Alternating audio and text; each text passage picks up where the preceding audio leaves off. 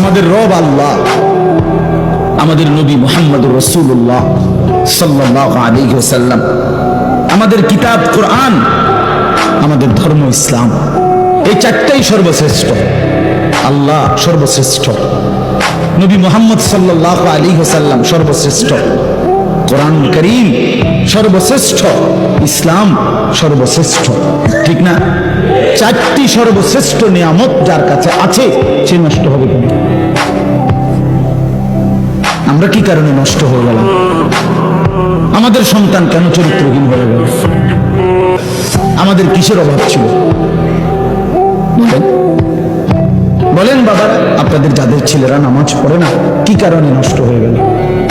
আপনাদের যাদের মেয়েরা বেপর্দার জিন্দিগি, অসভ্যতার জিন্দিগি, আপনাদের যাদের স্ত্রী বেপর্দা, আপনারা যারা সুদের টাকায় জীবনটা শেষ করে দিলেন, হারাম রোজগার করে করে, ওজনে কম দিয়া মানুষকে ঠকাইয়া প্রতারণা করে